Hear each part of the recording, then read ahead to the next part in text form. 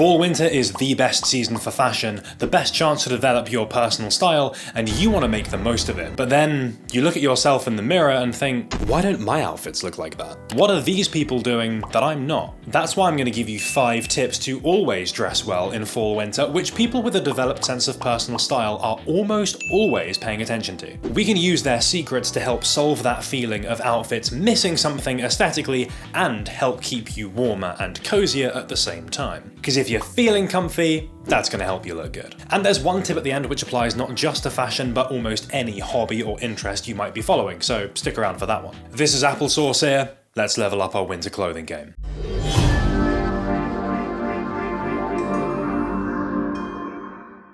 My first tip is to find your perfect warm accessory. Anyone is going to tell you to accessorize, and pretty much any one of my outfits has some kind of accessory on, even if it's just a couple of rings. But do not underestimate the power of one item in your outfit which looks warm or cozy. Doing this will instantly make your outfit look unquestionably winter appropriate, and you can do this without all of the other pieces in your outfit having to be heavy duty or mega winterized. You have so many good options here depending on your aesthetic preferences and how cold it is. I am a big fan of the neck gaiter. You'll often catch me wearing these.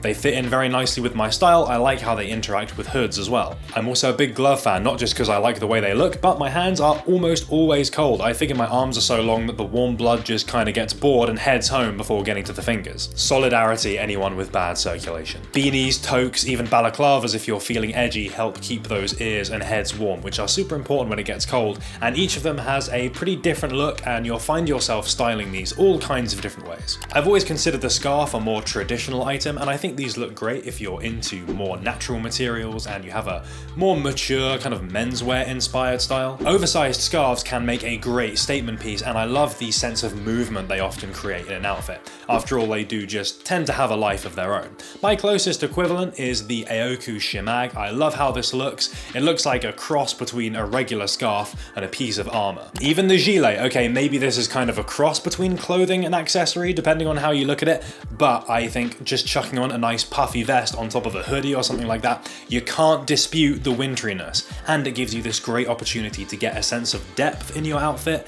and start including multiple layers. Second tip is all about layering. Wow, Antwon, so brave. What an advanced fashion tip. Okay, I know this one is mega obvious, but we're coming at it from a different angle here, and I want you to do this more intentionally and better. Most fashion YouTubers will tell you all about layering aesthetics. We'll get to that, of course, but the Antwon sauce is all about the performance side of things and actually using those layers to stay nice and cozy. Performance fashion, ooh yeah. I often wear 2 jackets in the winter. If you're into your outdoor performance stuff, that's probably not a big surprise to you, but I've had quite a few people ask why I would do this. And no, it's not because my jackets are bad and I need multiple to do the job. It's all about specialization. I really like the Arc'teryx Atom jacket. It looks good, it's minimal, it's moderately insulated, and has a decent level of breathability. But it's not super water resistant, it doesn't have a hood, and the wind does cut through it. Then there's the acronym J120 in Gore-Tex Packlight, which gives a really high amount of wind and rain protection. It also has a great hood, but isn't really going to keep you very warm. Combine the two and you have an outfit which protects you from the rain, the wind, and the cold. But crucially, this is a system which allows for modularity. If the weather's a bit more mild, well, you don't have to bother with a jacket, just wear the Atom. If it's getting pretty warm, take the Atom off, keep the jacket on. Particularly in autumn or fall if you're in the US, having that modularity is super important because the weather can be pretty changeable. You don't want to be locked into one enormous do-it-all jacket. And those layers can interact with each other aesthetically in an interesting way depending on how you choose to zip or unzip them. How do you pick good layers like this? I'll give you some quick fire tips. Keep the mid layer shorter so it stays dry, and avoid massive oversized sleeves or things. That'll make it annoying to get something over the top. If you like fun features and details, they're best on the outer shell, so you've got those snack pockets and easy access. In general, only one layer needs a hood, and if it's not raining, you don't need a hood at all. Sweater plus bomber jacket or knit plus wool coat are great combinations for cold and dry. But being warm in winter isn't just about chucking more layers on. In fact, being too warm can make you sweat and then make you really cold. Consider merino or synthetic base layers rather than cotton t-shirts. They help wick moisture away, they offer a nice combination of warmth and breathability, and they're nice and comfy next to skin. If we're talking jackets, features like pit zips designed to let you dump heat pretty effectively can really help with an outfit, because Gore-Tex is breathable, but it's not that breathable. You need stuff like this to help out, and maybe it's not as important if you're just going to stand around looking tough all day, but as soon as you're actually moving around, those kinds of features can really help out. I'm going to give you another layering cheat code: thermal underwear. And I know what you're thinking, oh, this isn't a fashion tip, I didn't come here for this nonsense. Well, that's where you're wrong, kiddo. Thermal leggings and a vest give you extra warmth, so instead of having to wear your warmest jacket, you can pick a hoodie or a fleece or something instead. So yeah, you don't see the thermals, but you do see the extra outfit options that it gives you. That is an underrated tip. Thermal's starting to look pretty cool now, huh? Really though, anything which unlocks more outfit options and allows for that versatility is always good in my book, and you don't have to splash out on stuff like this. Go hit up Uniqlo, they've got stuff that'll do the job. What about the aesthetic relationship between your layers though? Color is of course the obvious one. Lots of people will recommend you use lots of nice, rich, warm, autumnal earth tones. I don't think this is a bad tip. I think having those things together can look really nice. I love oranges and browns almost as much as I love wearing all black, but it's a mistake to think about these things only in terms of color. Doing more than this is the key to people pulling off great cold weather fits, and it's so important it's turned into its own tip.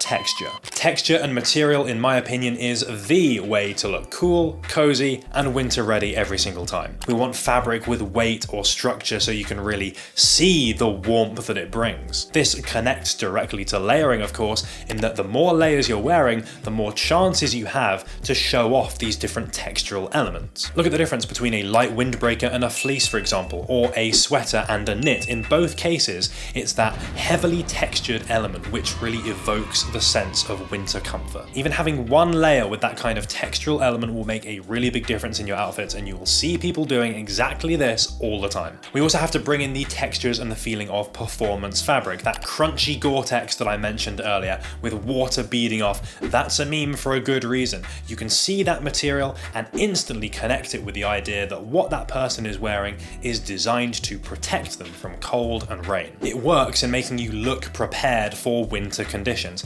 And yeah, to be honest, a lot of the time this material is overkill, but we're kidding ourselves if we think we wear stuff like this, we dress up at all purely for the function and the performance. We want the look of that stuff as well, and I personally think the look of Gore-Tex is pretty cool. I wear Gore-Tex in the pouring rain because I need it, but I also wear it when it's not really raining because I like the way that that material contributes positively to the look of my winter outfit. Fleece, I think, is absolutely perfect to engage with this idea. You really need one to do the job. You can wear it as a mid layer, you've just got a little peak of that nice texture coming out, or you can make it your outer layer if it's not quite as cold and really get the maximum benefit from that. And there are all kinds of different styles, patterns, colors, so you'll definitely find something that will fit with your style. That's something I really love. What about something I hate? My next tip: no white sneakers. Pure white shoes are banned in winter. I don't care what you say. Going out in crispy Air Force Ones in the middle of winter